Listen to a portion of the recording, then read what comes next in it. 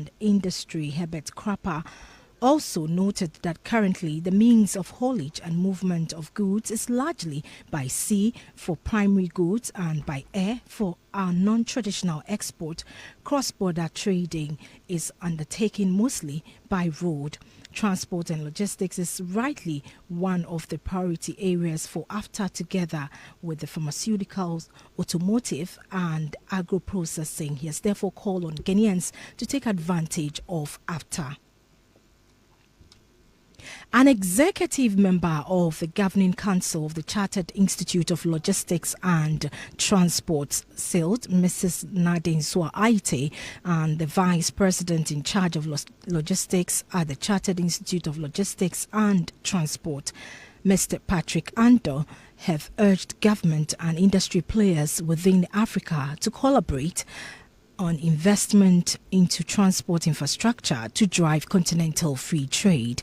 They made the call for investment into multimodal systems of transport such as modern rail networks, robust road infrastructure, inland water and maritime transport. This follows the debate that the free trade agreement in Africa may be rendered unsuccessful without adequate transport infrastructural support.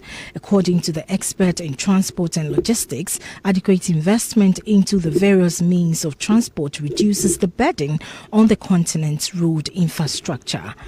Mr. Patrick Ando stated that he supports the call for African state and private organizations to own ocean carriers for intra-regional trade. Mrs. Nadine Aite on her part called on freight forwarders in Ghana to consolidate resources towards this goal.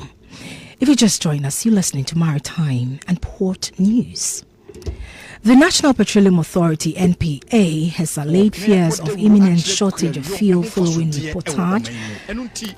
reported shortage of petrol and diesel at some filling stations. The authority said some oil marketing companies recorded shortage at some of their outlets. There was no shortage of petroleum products in the country as speculated, they noted. Now, it said as of Monday that the quantity of diesel available could feed the country for up to 4 weeks, while the quantity of petrol in the country's reserve could last for about 6 weeks.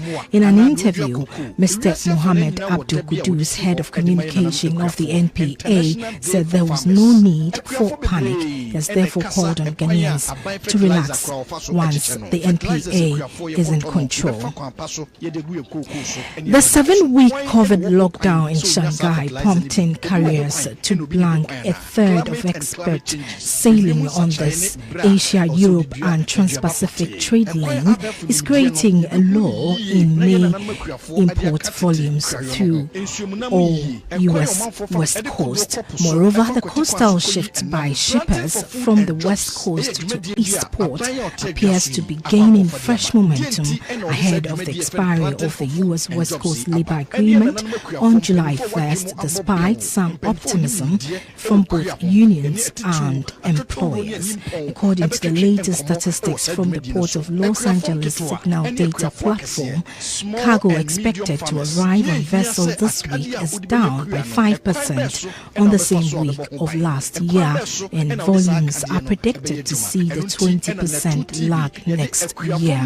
Meanwhile, according to data compiled on the top 10 U.S. ports by New York-based consultancy Blue Alpha Capital, laden containers import volumes at Los Angeles last month was 559,918 TEUs, which was 6.2% below last year's all-time record for the month. Neighboring Long Beach saw its April volume rise. Last month also saw a significant import increase at other East Coast ports compared with decline in West Coast Container Terminal, according to the Blue Alpha Capital data. On this note, we wrap up this morning's edition of Maritime and Port News.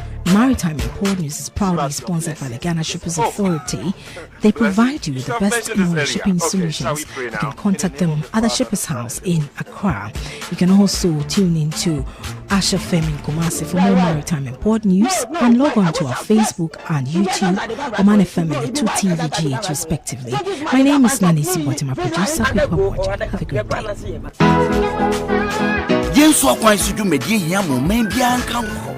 day.